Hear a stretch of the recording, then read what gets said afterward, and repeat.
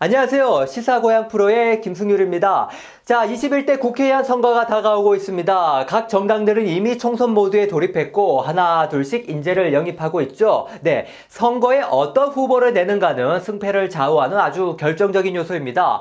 그럼 각 정당들은 자기 정당을 대표하는 후보를 어떤 방식으로 정할까요? 왜 올림픽에 나갈 때도 국가대표 선발전을 하죠? 정당들도 그런 과정을 거치는데요. 그걸 바로 공천이라고 합니다. 후보는 공천을 얻기 위해, 정당은 최고의 후보를 내기 위해 아주 치열한 예선전을 펼치는 겁니다.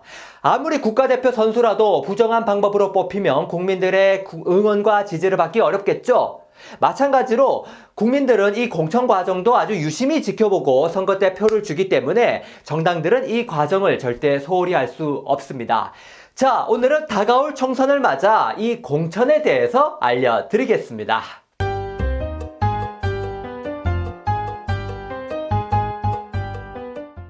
자, 일단 정치 용어라 하면 기본적으로 무겁고 딱딱한 느낌을 주죠. 하지만 공천이란 것도 쉽게 말해 여러 후보들 중에서 최종 하나의 후보를 뽑는 겁니다. 별게 아니죠. 사실 정치가 아니어도 이런 일은 우리 일상에서 아주 흔합니다. 그래서 내용을 조금 쉽고 가볍게 다듬어 보겠습니다. 여기 치킨을 사랑하는 모임, 일명 치사모가 있어요. 마침 오늘 정모인데요. 그래서 오늘 어떤 치킨을 먹을지 회원들이 고민하는 중입니다. 자, 이때 여기서 오늘 먹을 치킨을 어떤 과정으로 정할 수 있을지를 한번 생각해 봅시다. 이것이 곧 정당들이 하는 공천과 똑같은 방식이기 때문이죠. 또 여러분들이 어떤 모임에 나갈 때 메뉴 정하는 방식도 한번 생각해 보십시오. 네, 그럼 더욱더 이해가 잘 되실 겁니다. 자, 오늘의 치킨을 뽑기 전 맨 먼저 해야 될 일이 있습니다. 아무리 치킨을 사랑하는 모임이라고 해도 아무 치킨이나 다 먹나요? 더 맛있는 치킨을 먹어야겠죠. 그래서 괜찮은 치킨 후보부터 모으는 겁니다. 먹어본 치킨 중에 맛이 별로였거나 평판이 안 좋은 치킨은 빼야겠죠. 이런 치킨까지 후보에 들어가면 최고의 선택에 방해가 될 뿐입니다. 그래서 후보 선정을 위한 룰을 먼저 만드는 겁니다. 네.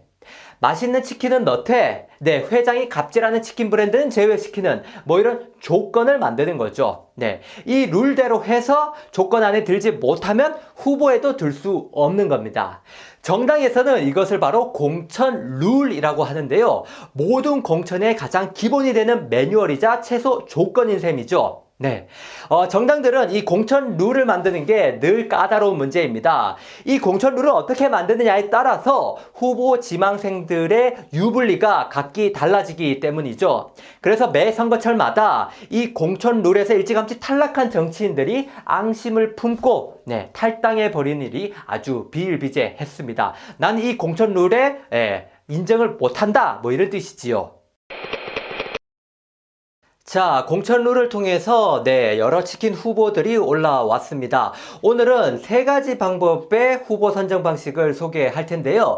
미리 칠판에 제가 이렇게 미리 써 놓았습니다. 자, 첫 번째 방식부터 먼저 살펴볼게요. 자, 첫 번째 방식에서 교촌, 내내, KFC 등 이렇게 여러 치킨이 올라왔습니다. 자, 이제 회원들한테 이렇게 말합니다. 자, 여기서 먹고 싶은 메뉴를 뽑으세요. 네, 회원들이 직접 투표를 하는 겁니다.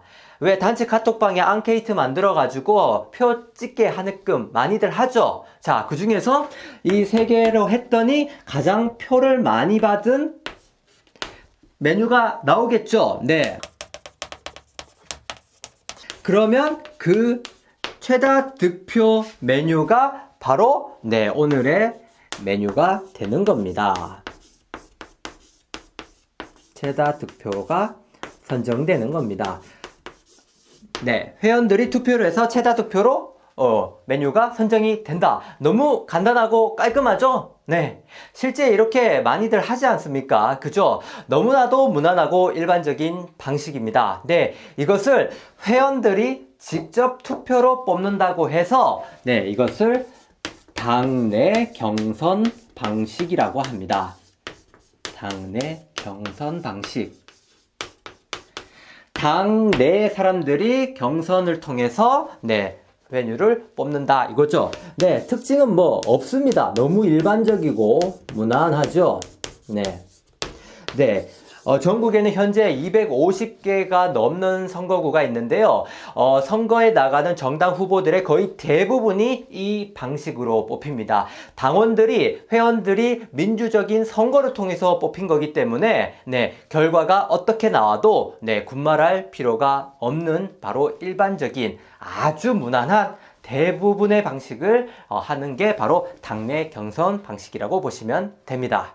첫 번째 방식이 무난하고 일반적인 방식이라면 이 두 번째 방식은 좀 더 과감합니다. 한번 살펴볼까요? 후보가 이렇게 있어요. BHC 노랑통닭 굽내.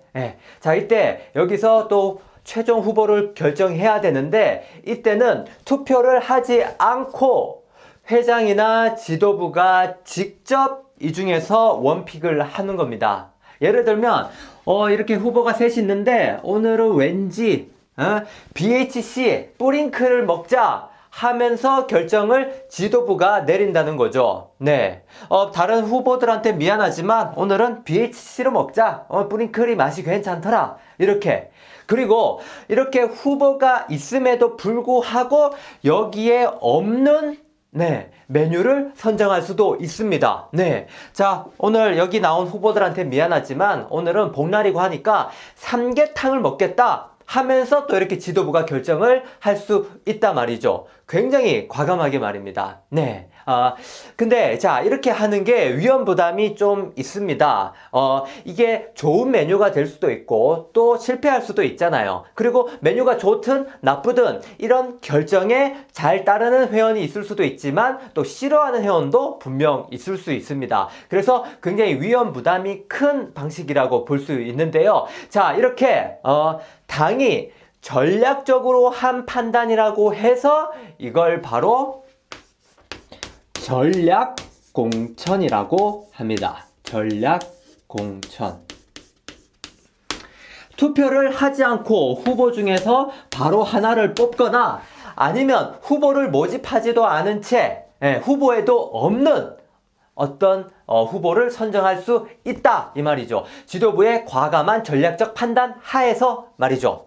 자, 지도부의 판단으로 과감한 결정 한 명 원픽. 자, 이런 전략 공천은 언제 쓰느냐?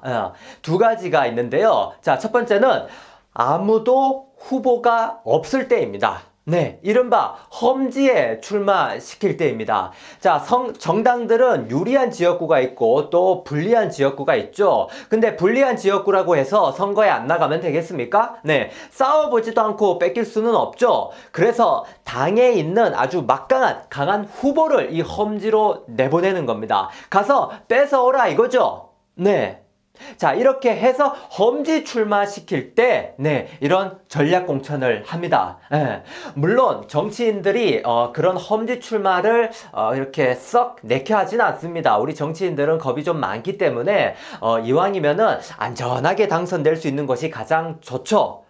하지만 이렇게 등살에 밀려 나갈 수도 있고 아니면 자신이 과감한 결정을 통해서 한번 승부수를 띄어서 나갈 때도 있습니다. 물론 실패할 수도 있지만 만약 성공하게 되면은 그 사람은 이번에 이제 굉장히 큰 높은 클래스의 정치인으로 우뚝 서게 됩니다. 험지에 가서 탈환해 왔다 이거죠. 단숨에 대권 후보라는 이름에 올라갈 수도 있는 겁니다. 자, 험지 출마할 때, 험지 출마 시. 자, 두 번째는 당에서 꼭 당선시키고 싶은 사람이 있을 때입니다. 자, 정당들은 선거가 다가오면 각계각층의 인재를 영입하기 시작하는데요. 국민들의 신임을 받는 인재가 영입되면 당의 이미지는 당연히 좋아지겠죠. 자, 그래서 이 사람을 꼭 당선시켜야 되겠다. 이런 것들이 바로 당이 이번 선거에 어떤 전략으로 나서는가를 열심히 보여주는 지표이기도 합니다. 그래서 당은 경선을 하지 않고 바로 이 사람을 선거의 본게임에 내보내는 거죠. 당의 지원도 굉장히 전폭적으로 합니다. 왜냐? 당선을 시켜야 되니까요. 예를 들면 어떤 정당이 이번 선거에서 청년층을 공략하고 를 위한 정치를 하겠다 했을 때는 청년 정치인을 이렇게 전략 공천으로 승부수를 띄울 수 있다는 얘기입니다. 두 번째는 네, 꼭 당선시키고 싶은 인재 후보가 있을 때 지키고픈 후보가 있을 때. 자, 이 전략공천 두 가지일 때 많이 쓰는데요. 역시 모두 다 위험 부담이 좀 있습니다. 당이 가지고 있는 강한 후보를 잃을 수도 있고요. 그리고 당이 가지고 있는 전략이 실패할 수도 있습니다. 그리고 아까도 말했지만 이 후보가 배제됨으로 인해서 당내 반발이 일어날 수도 있습니다. 그래서 거기에 앙심을 품고 불만을 갖고 탈당을 해서 무소속으로 출마하는 후보도 간혹 있는데요. 이럴 때는 표가 분산되기 때문에 선거에 굉장히 위험해질 수 있습니다. 그렇기 때문에 당은 이런 전략 공천을 무분별하게 사용할 수가 없습니다. 그래서 아주 몇몇 일부 지역에만 이렇게 과감한 결정을 하는 건데요. 네, 이런 전략 공천은 단수 추천, 우선 추천 등 여러 가지의 종류가 있기는 하지만 그 의미가 굉장히 모호하기 때문에 그 의미 자체를 신경 쓸 필요는 없습니다. 다만 당이 전략적으로 한 명의 후보를 과감하게 결정해서 내보냈다면 이것은 다 전략공천이라고 보시면 됩니다. 자, 미안하지만 오늘은 삼계탕으로 먹겠다 하면 다 전략공천이라고 보시면 됩니다.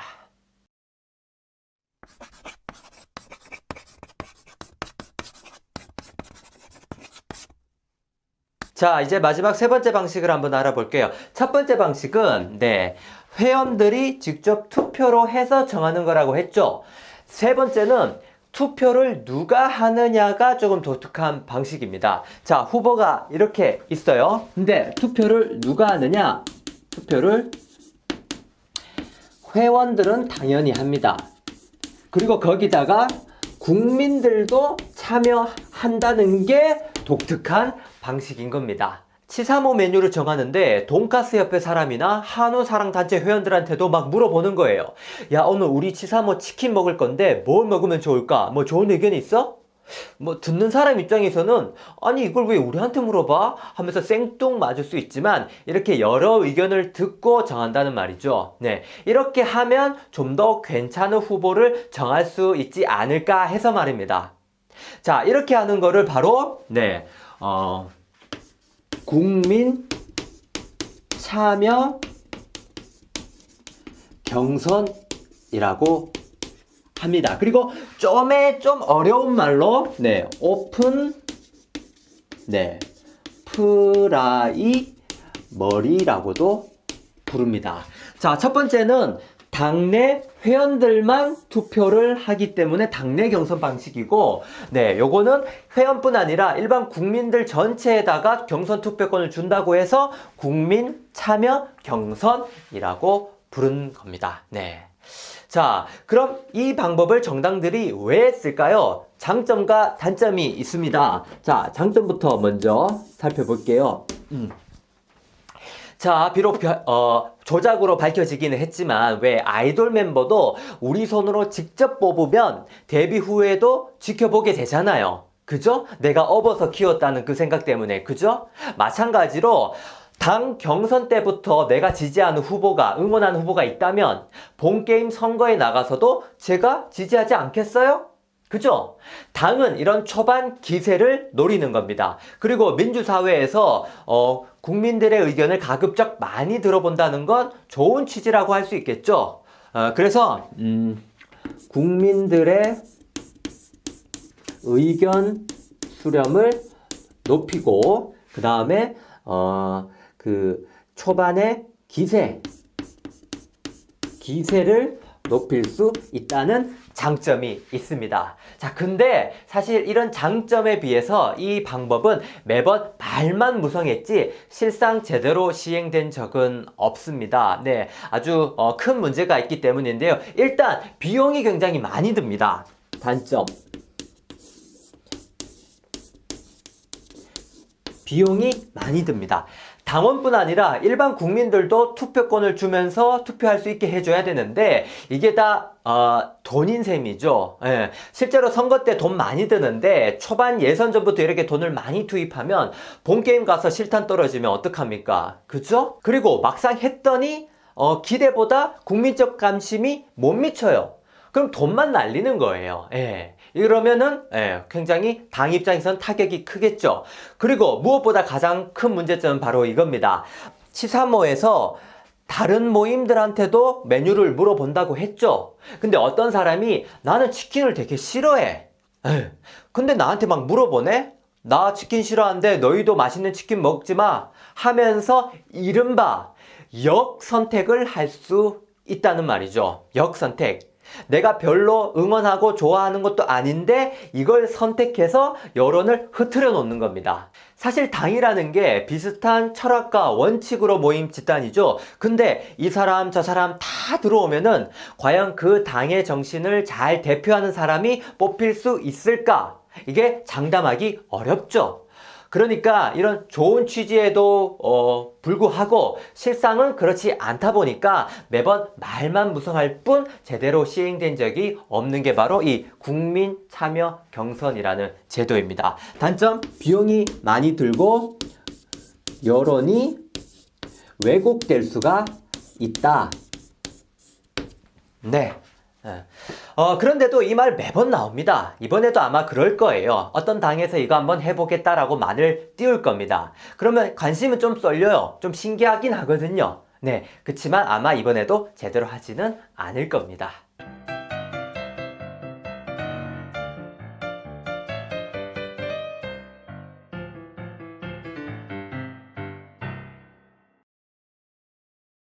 자, 치킨 정하는 거나 정당에서 후보 정하는 거나 사실 똑같다는 거 오늘 알았습니다. 살짝 현실성 떨어지는 이 세 번째 방식을 제외하고 이 두 방식에서 보통 후보가 정해집니다.